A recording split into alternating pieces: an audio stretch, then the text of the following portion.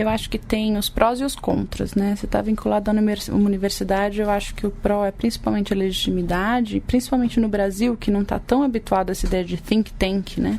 Isso é uma coisa que fora até que existe bastante, fora, né? Na Europa, nos Estados Unidos, no Canadá, mas a gente não está tão habituado com essa ideia, então até convencer as pessoas de que a gente faz a pesquisa, etc., nem sempre é uma coisa muito simples, as pessoas associam isso muito à universidade.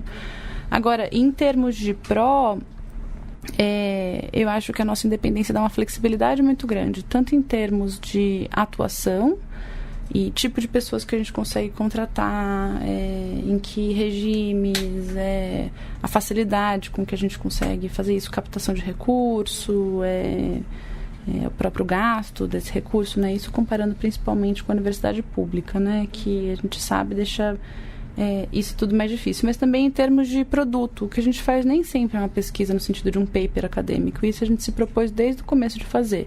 Não é que a universidade não possa fazer isso, acho que pode sim, e muitas vezes faz, tem muitos grupos que fazem, mas a gente parece que está mais solto dessas amarras mais tradicionais, né? Então, a gente entende que a gente, com o Think Tank, faz pesquisa orientada a políticas públicas e a gente dialoga principalmente com dois grandes grupos de atores.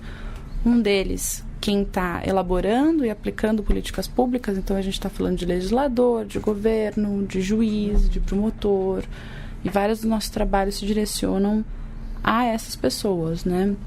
E aí, enfim, os trabalhos também vão ter características específicas dependendo com quem a gente quer dialogar. A gente já entendeu, por exemplo, que para influenciar como os juízes entendem os direitos na era digital, a gente precisa escrever livros, porque livros são os materiais que são lidos pelos juízes, usados nas decisões, e que não adianta a gente fazer um material muito visual ou que fica só online, etc., que essas coisas gozam de menos legitimidade nesses espaços. Então a gente se esforça quando o ator com quem a gente quer dialogar a fazer um tipo de material como esse.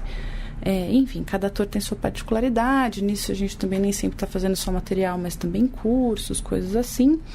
E o outro grande grupo de atores é o público em geral, porque a gente entende que tem uma função também da pesquisa de conseguir traduzir, comunicação científica, né? Se conseguir traduzir achados de pesquisa e questões para as pessoas, né? E os direitos humanos na internet afetam as pessoas conectadas e as pessoas não conectadas, né? Pela via negativa, muito diretamente.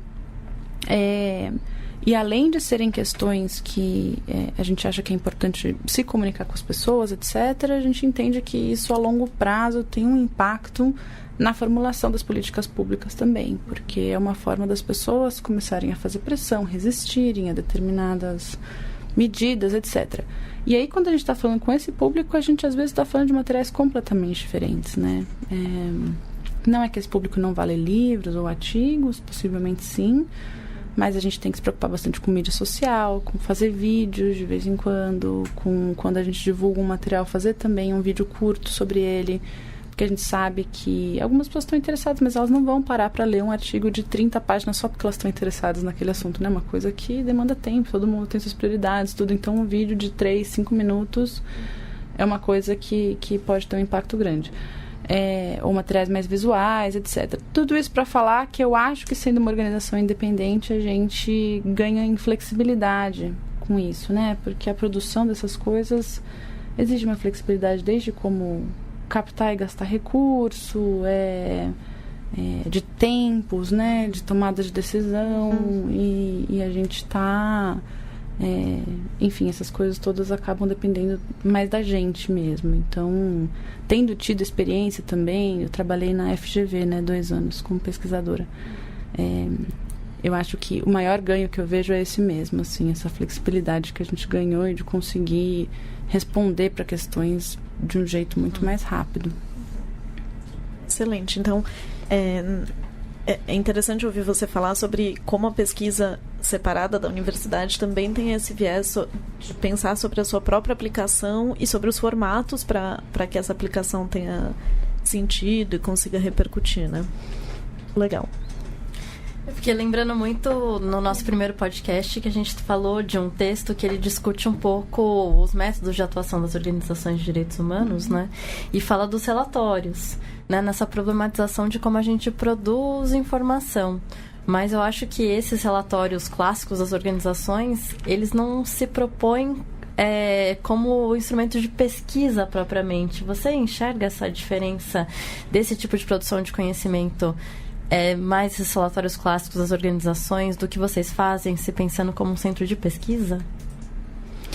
Você quer dizer que esses relatórios, as organizações não veem esses relatórios como uma produção de pesquisa mesmo? Feito por pesquisadores, mas muito mais por ativistas, muito mais visando a ação diretamente, né? E nós somos ativistas, não pesquisadores.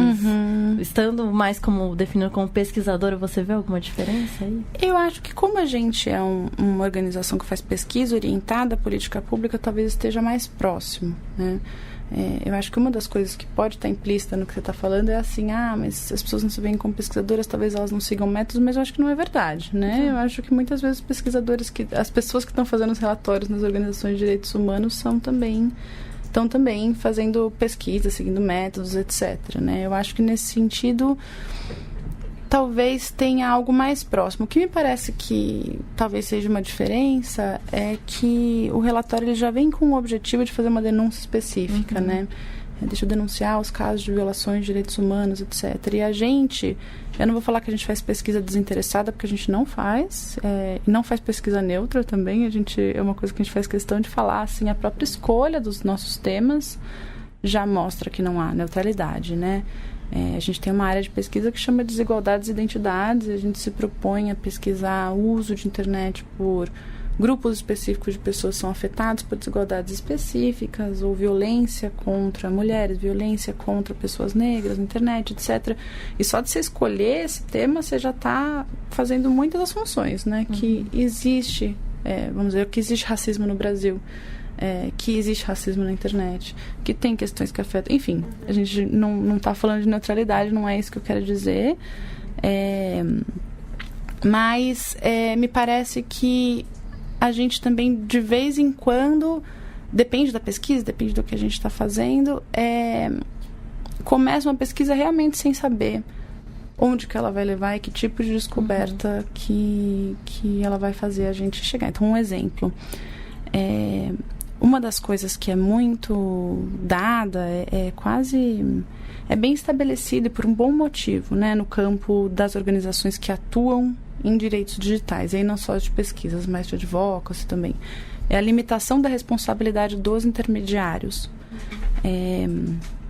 Os intermediários, aí a gente está pensando em Facebook, Google, etc. Então, isso é uma coisa que no campo a gente discute há muito tempo. Tem muitas evidências de como é importante limitar a responsabilidade deles em relação a conteúdos que outras pessoas colocam nessas plataformas como uma forma de garantir a liberdade de expressão. Se eles fossem responsáveis imediatos por tudo que todo mundo posta, eles iam ter um incentivo à censura muito grande, talvez fossem fazer um controle prévio, e talvez tudo que a gente tem visto de possibilidades novas, né, na internet, das pessoas comunicarem, trazerem novos assuntos, etc., fosse prejudicado. Quando a gente vai fazer pesquisa sobre violência de gênero na internet, a gente vai fazer pesquisa especificamente sobre uma forma de violência, que é a disseminação não consentida de imagens íntimas, né, que é conhecida como revenge porn. A gente fez um projeto grande, durou 2 anos, de pesquisa sobre isso. Uma das coisas que a gente descobriu, a gente foi olhar para as decisões judiciais, todas as decisões do Estado de São Paulo sobre esse tema, foi que teve uma mudança, né, nas leis sobre esse assunto no Brasil, para colocar uma exceção a essa regra de limitação de responsabilidade para os casos dessa violação de intimidade. E tinha toda, né, uma discussão, será que isso vai ser bom, será que isso vai ser ruim, será que isso não viola tudo que a gente acredita, e a gente, ao longo da pesquisa, chegou à conclusão que estava sendo muito bom, muito importante para as pessoas, para as vítimas, né, desse tipo de violação, essa exceção à regra da limitação de responsabilidade. Então, só para me deixar mais claro, tem a regra geral, que as plataformas não são responsáveis, isso é super importante, e tem uma exceção, essa regra geral que fala que as plataformas são responsáveis sim no caso da violação de imagens íntimas a partir do momento que a vítima notifica a plataforma. E sempre tinha ficado uma coisa meio incômoda isso, porque é um tema importante, mas ao mesmo tempo vai contra uma coisa que a gente... É uma regra geral que a gente veio disputando por tanto tempo, e a gente chegou à conclusão de que, olha, essa regra, ela mudou muito o campo, e de um jeito muito bom, e talvez seja importante a gente começar a relativizar, não para todos os casos, continua sendo super importante a limitação de responsabilidade para outras questões, mas seja importante relativizar. Por que eu estou dizendo isso? Porque eu acho que a atividade de pesquisa te leva a essas coisas de vez em quando você não está olhando só para reportar alguma coisa que você já previamente definiu. Agora, pode ser que você me fale que também a atividade de produção de relatórios faça isso, né? Não, eu acho que você mostrou bem o que é uma diferença, né? Porque me parece, não sei se a Su e a Luísa também concordam, que em geral esses projetos de pesquisa nas organizações mais voltadas para o ativismo, eles são um pequeno componente de um conjunto de medidas que necessariamente não estão só atreladas ao ponto de partida da pesquisa. A pesquisa é um componente, mas que já estão previstas medidas de atuação antes mesmo de ter resultados de pesquisa. Então, por mais que exista a possibilidade, a gente tem experiência de ver pesquisas que tiveram algum impacto de modificar o que se planejava de advocacy. Quando os projetos já nascem com o combo pesquisa, advocacy, o advocacy já tem que começar a andar antes do resultado da pesquisa, a gente tem menos essa possibilidade de, enfim, mudar alguns pontos de partida, ou mesmo rever elementos que costumam ser grandes totens, assim, grandes referências de como a gente pensa o campo. Eu acho que isso é uma diferença bem interessante. Mas me parece que essa possibilidade depende muito também da dinâmica de financiamento, né? E isso também, né, não seria só porque as organizações de advocacy costumam pensar na pesquisa dessa forma, enfim, como um pequeno componente, mas também porque muitos financiamentos já fazem esse condicionamento, né? Eles já exigem que você tenha pensado antes de qualquer resultado o que você vai fazer com ele, como você vai fazer, e isso certamente limita muito, né, o que a pesquisa pode descobrir e influenciar. Sim, muitas vezes a produção do conhecimento vem atrelada necessariamente a um subsídio para advocacy, e isso dificulta um pouco algumas questões a serem colocadas também, né? É bem interessante vocês colocarem essa questão, porque a gente também se defronta com ela, né? Os financiadores são, às vezes, diferentes para atividade de pesquisa e de advocacy. Às vezes, dentro de um grande financiador, tem linhas que financiam mais advocacy, linhas que financiam mais pesquisa.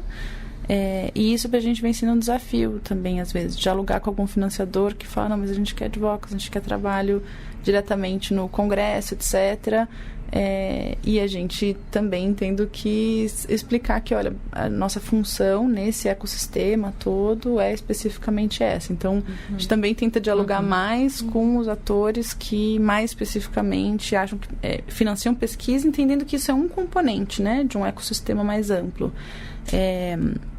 Porque é isso, a gente acha que as pesquisas que a gente faz também tem que ser subsídios para a atuação de advocacy, de outras organizações da sociedade civil, mas mais que isso, que a gente tem que dialogar com essas organizações também, porque elas também são input para a gente, mas não só a sociedade civil, aí também governo, Estado em geral, as empresas de internet também. Então, acho que aí também está uma diferença, talvez, na forma de atuação, né, que são essas ligações feitas com diferentes atores, inclusive com os que fazem advocacy. Mas, enfim, o financiamento é uma questão também, porque, sim, acho que os financiadores estão... tem estratégias diferentes, né? Eu queria passar agora, retomando a sua fala, quando você falou um pouco também sobre identidades, internet, racismo, gênero, para a gente passar para um segundo bloco, que a gente quer discutir um pouco isso que você trouxe no começo, de que é um pouco novo falar sobre direitos humanos na internet, né? Sobre direitos que a gente sempre discutiu na vida pública, agora discutir nessa vida digital. E aí, uma primeira pergunta que a gente pensou muito essa separação, né? Mundo real, mundo digital. Essa separação, ela é tão grande assim, porque muitos grupos progressistas, né, nesse momento de mobilização pela internet, tendem a dizer que a gente precisa ir para o encontro, sair das redes sociais, sair desse espaço digital para ir para o encontro, para demandar direitos. Mas é realmente tão separado as agendas que são construídas de direitos online e offline? A gente pode dizer isso? Então, eu acho que, pensando os direitos, teve muitos anos até que entrasse um pouco no vocabulário comum das pessoas que existem os direitos digitais, ou tem até uma discussão sobre esse